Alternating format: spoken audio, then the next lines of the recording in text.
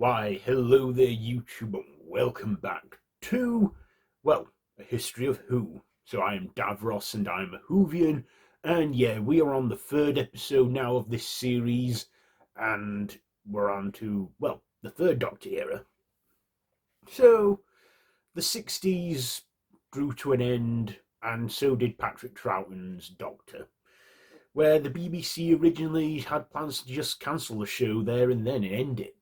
But with the BBC not having any fresh ideas at that time, they decided, okay, let's renew Doctor Who for another season. So we had a new, well, blank canvas again, with Patrick Troughton expressing no interest in returning.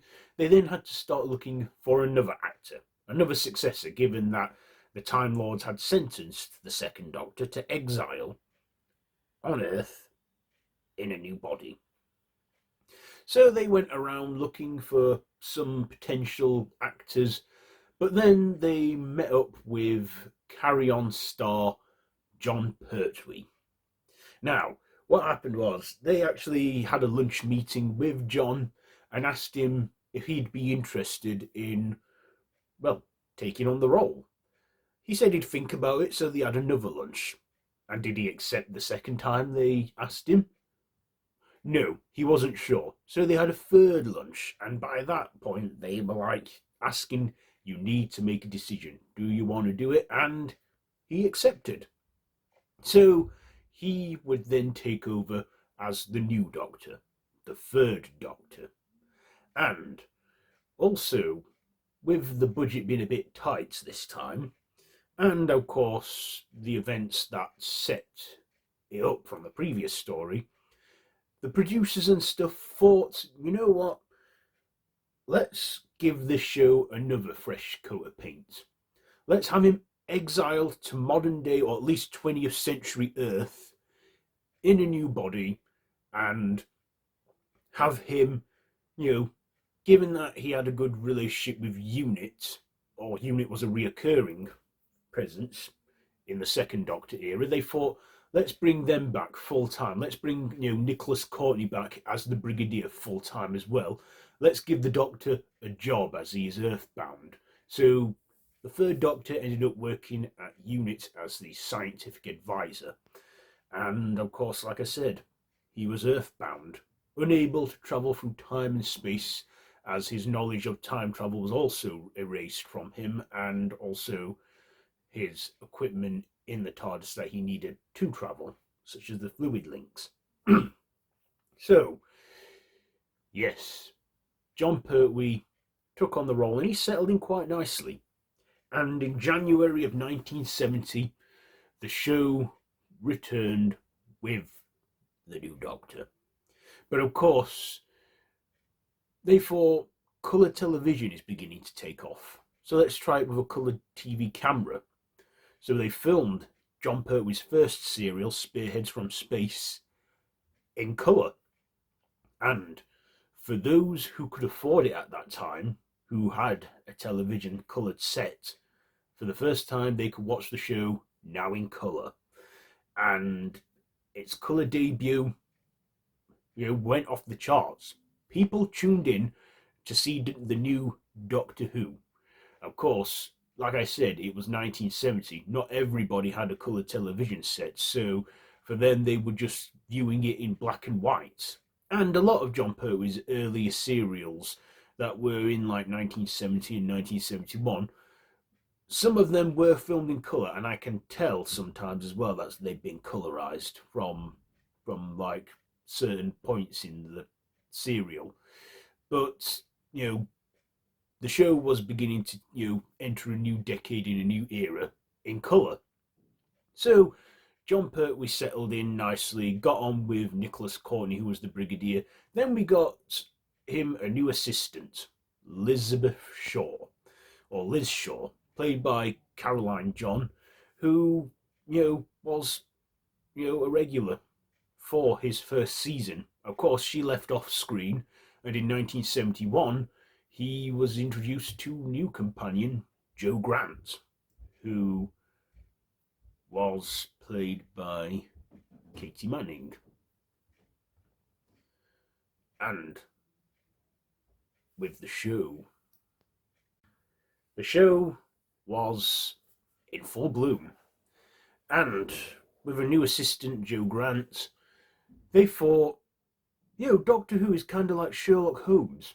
See, that's the third Doctor. He was seen as like a James Bond-esque sort of eye candy, apparently, and sort of also seen as like a Sherlock Holmes sort of figure, as we had like the Brigadier being like his Dr. Watson. So Terrance Dicks and Robert Holmes both came together and were like, we need to give him a Moriarty. And that Moriarty, well, they both brainstormed, and Terrance Dicks said, I got the perfect name for him, and Robert Holmes says, I got the perfect character. And that character would be the Master, who in Doctor Who has gone on to reoccur so many times in the show. They thought, let's give the Doctor an equal in every way, but chose the path of evil. So they thought the Master, a rogue Time Lord, who is out for evilness, and he was played by actor Roger Delgado, who was known for various roles as heroes and some as villains, but he would then go on to be, known as the Master for Doctor Who fans. And he was proven such a popular character that in every serial of that season, of Jon Pertwee's second season, he always appeared and reappeared, making, appearances up to his evil tricks, making his usual threats. And for Jon Pertwee, he loved it. He loved his new home at, the BBC, working at Doctor Who. He had, a good friendship with Roger Delgado and also Nicholas Courtney, and Katie Manning would go on to say that Jon Pertwee and Roger Delgado were like her acting mentors, as she was still new to the acting industry at that time. And Jon Pertwee loved his job. He loved his time on the show, and everything was brilliant. And, he encountered Autons, Silurians, Sea Devils, even Daleks. And then, of course, 1973 came along. Of course, 1972, the show was doing good with, the usual themes and stuff. But 1973, the show would hit its 10th year. Now, I believe at that time no science fiction show, at least, had run for that long, for 10 years.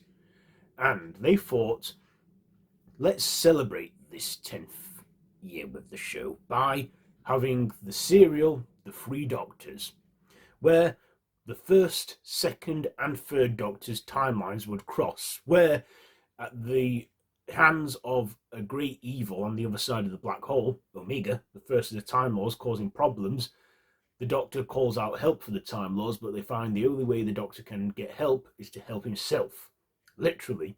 So they pulled out the first and second Doctors out of their timelines to help.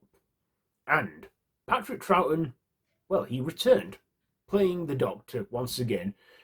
For the first time ever, we could see the second Doctor in colour, and he just returned, like he popped off set for 2 seconds and quickly got back in there. And I loved the whole rivalry between their Doctors, and it was great seeing Patrick Troughton again, and I think he was happy to be back as well for this, 10th anniversary special. And of course, they actually got William Hartnell back. Now, given that William Hartnell at that time, he left the show because he wasn't doing well, but he managed to come back. Not like fully there. He would appear on a monitor in the TARDIS screen, and that would be the reason for his Doctor not being there, because William Hartnell, he'd very badly deteriorated from his illnesses, and really struggled to move around and were physical and that, so he just did that role where he was like sort of stranded in like this sort of nowhere place where he was filming his scenes, and he would have like calling cards held up to him with his lines on so he could read them. And Even though we never truly saw the three Doctors on screen together, it was still nice to see all three of them, and, Patrick Troughton and Jon Pertwee work together. Also, Jon Pertwee, whenever he did his lines, he would sometimes have his lines laid out on a TARDIS console where he would read them, but do it in a way that we wouldn't notice. That's something that Katie Manning did say in an interview.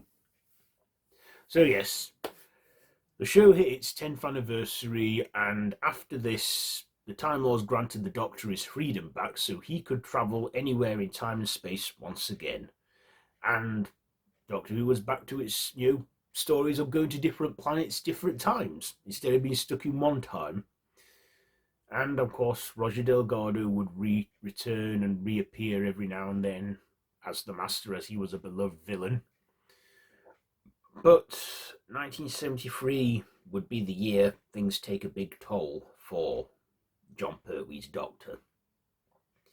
In 1973, Katie Manning had decided to call it a day and made her exit on the serial The Green Death, where Jo would start a new life with a scientist guy and would be introduced to a new companion, Sarah Jane Smith, played by the great Elizabeth Sladen.